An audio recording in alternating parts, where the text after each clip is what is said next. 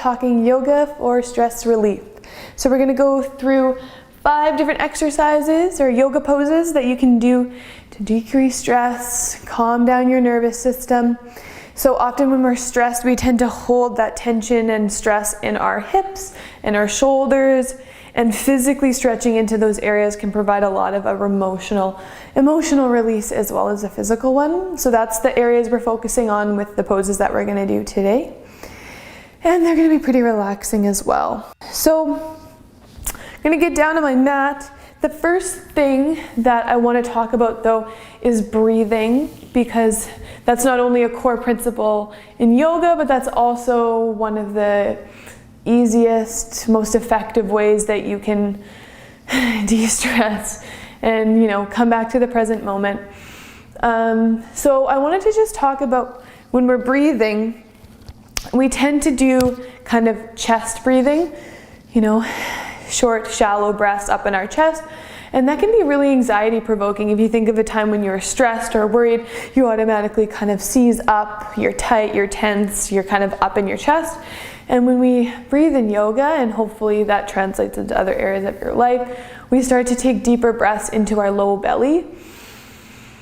And then eventually that travels up into the rib cage and then up into the chest, and then you exhale, let it all go. So I'm going to go through a few deep breaths that you can just kind of to start to get the idea of what that means to take really deep breaths.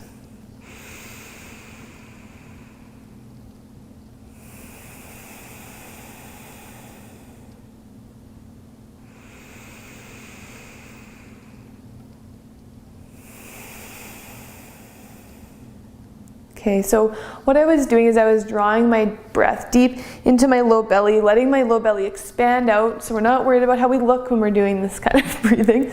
Then up into the ribs, and then into the chest, and then the exhale lets it all go. So I'm going to invite you to use that breath throughout the whole sequence that we're about to do, and to come back to that kind of breathing when you feel stressed or overwhelmed. It's a way to directly come back to the present moment and back into your body. So let's go on to our first pose. So we're going to do a cat-cow. I have this in almost every video I do because there's just so many benefits for it. So we're going to come into all fours. And so what we're going to do is we're going to start to stretch into our spine and get some mobility moving there, increase the blood flow. So I'm coming into all fours. My hips are over my knees, shoulders over my wrists. And on my inhale, I tilt my tailbone up, my chest comes forward, and my belly drops down. To exhale, I round away from the ground, press away. Exhale. Inhale, chest expresses forward. Exhale, press away. So when you're doing this, I want you to really start to come into that connection of that sensation of breath and how your body feels while it's moving.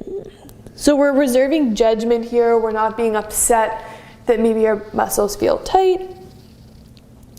We're just going to keep breathing and keep feeling into each movement that we make. And doing about 5 to 10 breath cycles of cat-cow.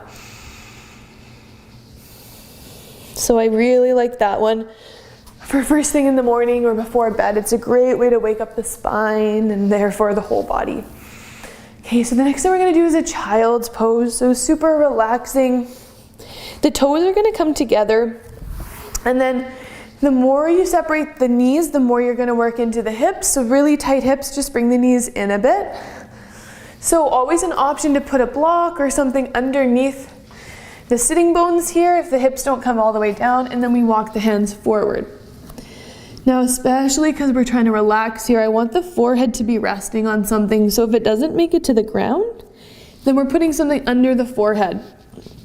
So once we're here, arms are straight out in front, but we're relaxing the shoulders down. So we're not doing any extra work here to keep the shoulders in any particular position. We're just relaxing them down and away, allowing the neck to release here.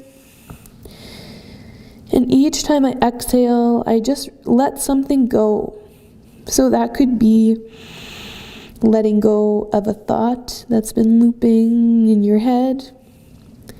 Could be letting go of some tension in the body. So taking at least 10 deep breaths here. We're not rushing. Just noticing that ground underneath you, how supported you are.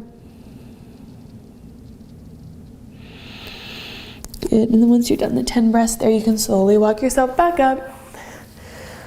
All right, so we started getting gently into the hips there. We're gonna get a little deeper now with pigeon pose or figure four.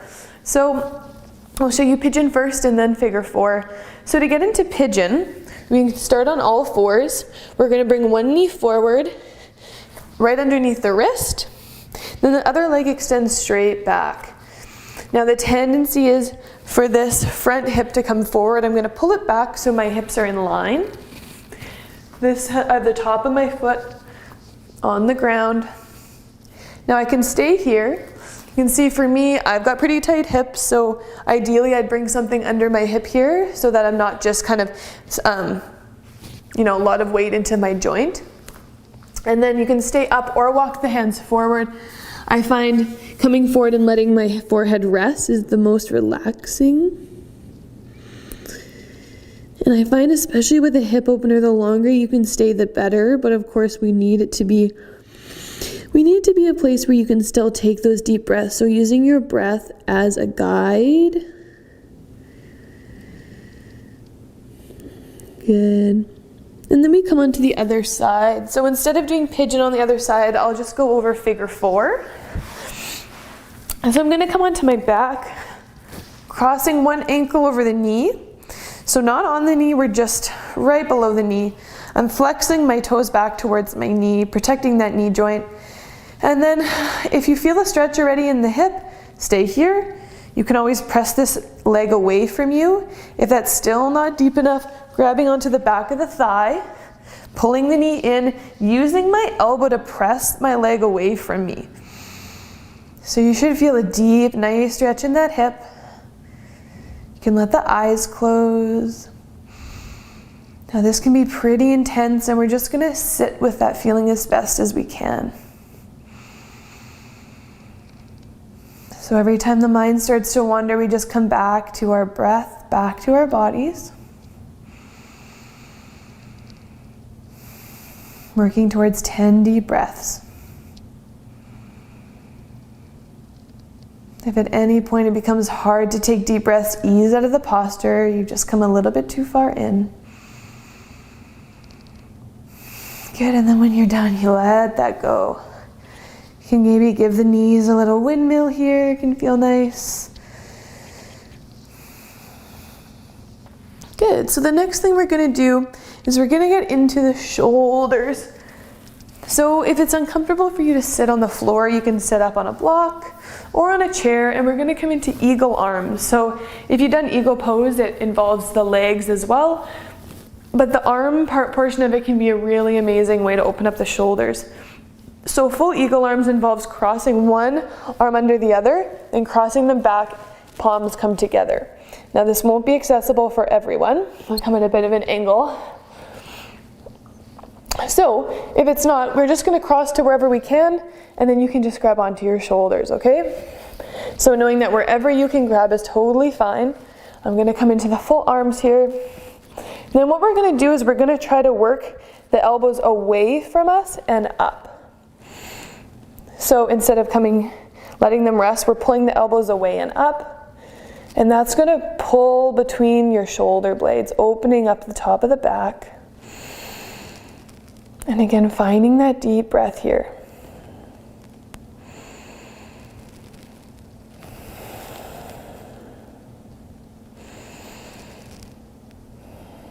And the shoulders will probably be tight. This will probably be pretty intense.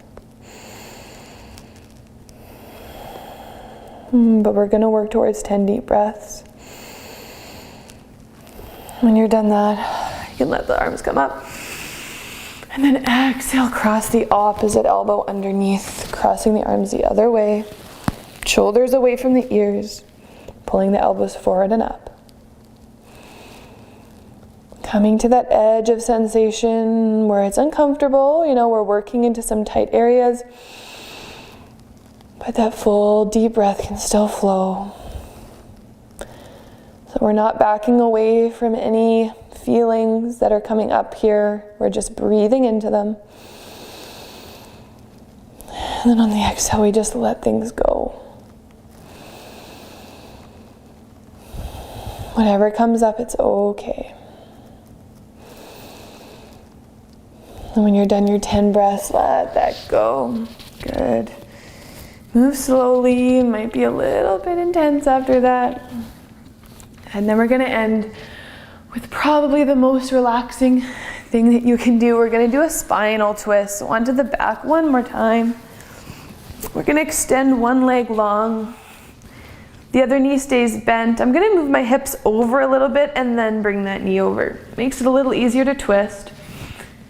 Now that knee does not need to come to the floor.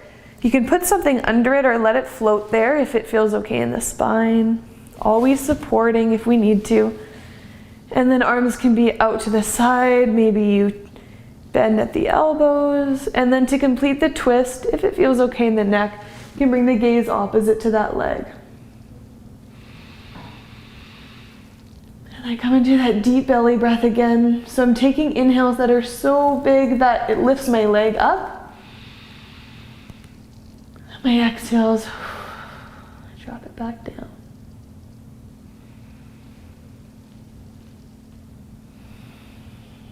So at least 10 deep breaths. Stay as long as you'd like. This can be really, really relaxing if you keep yourself supported. So if it's too intense, I'll show on the other side. You can try different variations. You can try keeping the knees together and bringing them over to one side. You could try keeping one knee bent, one knee straight. You can have the feet further apart. Whatever you need to do here is totally fine. And maybe that gaze completes the twist the other way. If it feels safer, let the eyes relax here. Let them close.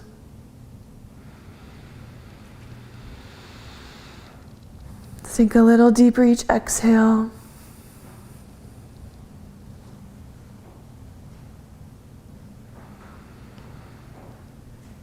Just giving yourself the space and the time to relax.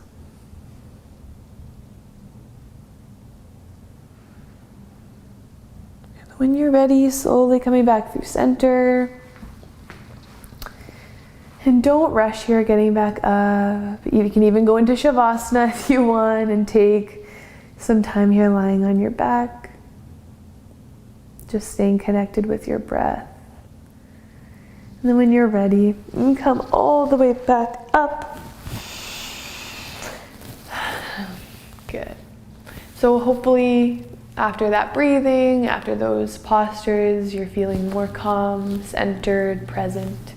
And I hope you enjoyed the video.